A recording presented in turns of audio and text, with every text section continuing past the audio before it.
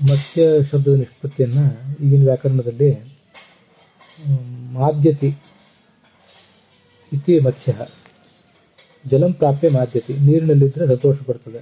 ಹಾಗಾಗಿ ಮದಿ ಹರ್ಷ ಅನ್ನೋ ಧಾತುವಿಗೆ ಸ್ಯನ್ ಅನ್ನೋ ಪ್ರತ್ಯಯವನ್ನು ಹೇಳ್ತಾರೆ. ಆದರೆ ಸ್ಯನ್ ಅನ್ನೋ ಪ್ರತ್ಯಯ ಆಚಾರ್ಯರ ದೃಷ್ಟಿಯಲ್ಲಿ ವ್ಯರ್ಥ. ಶಬ್ದ ನಿಷ್ಪನ್ನ ಆಗಬೇಕು ಅನ್ನೋ ದೃಷ್ಟಿಯಿಂದಲೇ ಯಾಕೆ ಈ ಪ್ರತ್ಯಯಗಳನ್ನು ಹೇಳಬೇಕು ಅನ್ನೋದನ್ನ ನಾನು ಹಿಂದಿನ ಕಡೆ ಆಲೋಚನೆ ಮಾಡಿದ್ದೇವೆ. ಹಾಗಾಗಿ ಅದಕ್ಕೊಂದು ಬೇರೆ ನಿಷ್ಪತ್ತಿಯನ್ನು ಹೇಳಬೇಕು ನಾವು. ಮಾದ್ಯತೆ ಶಮತಿ ಚೈತಿ ಮತ್ಸ್ಯ ಅಂತ ಹೇಳೋಣ. ಮಾದ್ಯತೆ ಅಂದ್ರೆ ಸಂತೋಷ ಪಡ್ತಾನೆ, ಸುಖ ಸ್ವರೂಪನಾಗಿದ್ದಾನೆ ಭಗವಂತ. ಮತ್ತೆ ಚತಿ ಅಂದ್ರೆ ಶಬ್ದಗಳನ್ನು ಹೊರಹಾಕ್ತಾನೆ. ಮತ್ಸ್ಯ ರೂಪದಿಂದ ಅವನು ಮನುವಿಗೆ ಶಾಸ್ತ್ರೋಪದೇಶ ಮಾಡಿದ್ದು, ಪುರಾಣೋಪದೇಶ ಮಾಡಿದ್ದು ನಮ್ಗೆಲ್ರಿಗೂ ಗೊತ್ತಿದ್ದೇ ಇದೆ.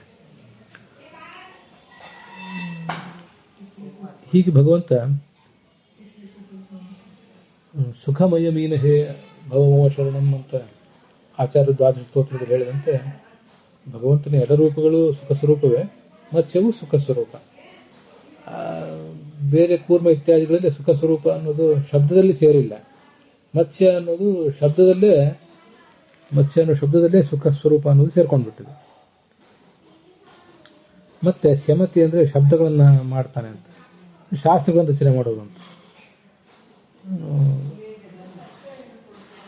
ಅದು ಕೂಡ ಆ ಮತ್ಸ್ಯ ಎಂಬ ಶಬ್ದದಿಂದ ತಿಳಿಯುತ್ತದೆ. ಮತ್ತೆ ಸುಖ ಸ್ವರೂಪನಾದ್ರಿಂದ ಅವನು ಶಾಸ್ತ್ರಗಳನ್ನು ರಚನೆ ಮಾಡ್ತಿದ್ದಾನೆ. ಶಾಸ್ತ್ರಗಳನ್ನು ರಚನೆ ಮಾಡುವುದು, ಇನ್ನೊಬ್ಬರಿಗೆ ಜ್ಞಾನವನ್ನು ಕೊಡುವುದು ಅನ್ನೋ ಕ್ರಿಯೆ ಏನಿದೆ, ಸೃಷ್ಟಿಯಾದಿ ಕ್ರಿಯೆಗಳೆಲ್ಲವೂ ಕೂಡ ಅವು ಆನಂದೋದ್ರೇಕದಿಂದಲೇ ಅವನು ಮಾಡ್ತಾನೆ. ಸೃಷ್ಟಿಯಾದಿಕಂ ಹರಿರ್ನೈವ ಪ್ರಯೋಜನ ಅಪೇಕ್ಷಿತು ಕುರುತೆ ಕೇವಲ ಆನಂದ ಯಥೋನ್ಮತ್ತಸ್ಯ ನರ್ತನಂ ಅಂತ ಸೂತ್ರ ಭಾಷ್ಯದ ಪ್ರಮಾಣ ಶ್ಲೋಕ. ಸೃಷ್ಟಿಯಾದಿ ಕ್ರಿಯೆಗಳನ್ನು, ಸೃಷ್ಟಿ ಉತ್ಪತ್ತಿ ಸ್ಥಿತಿ ಸಂಹಾರ ನಿಯತಿ ಜ್ಞಾನ ಆವೃತ್ತಿ, ಇನ್ನೊಬ್ಬರಿಗೆ ಜ್ಞಾನ ಕೊಡುವ ಕ್ರಿಯೆ ಇತ್ಯಾದಿ ಎಲ್ಲವನ್ನು ಕೂಡ ತನಗೇನು ಪ್ರಯೋಜನ ಇಟ್ಕೊಂಡು ಮಾಡೋದಿಲ್ಲ, ಕೇವಲ ಆನಂದೋದ್ರೇಕದಿಂದ ಎಲ್ಲ ಕ್ರಿಯೆಗಳನ್ನು ಮಾಡ್ತಾನೆ. ಹೀಗೆ ಆನಂದೋದ್ರೇಕದಿಂದ ಎಲ್ಲ ಕ್ರಿಯೆಗಳನ್ನು ಮಾಡುವುದರಿಂದ ಮತ್ಸ್ಯರೂಪಿಯಾದ ಭಗವಂತನು ಕೂಡ ಆನಂದ ಸ್ವರೂಪನಾದ್ರಿಂದಲೇ ಈ ಶಾಸ್ತ್ರೋಪದೇಶ ರೂಪವಾದ ಕ್ರಿಯೆಯನ್ನು ಮಾಡಿದ್ದಾನೆ.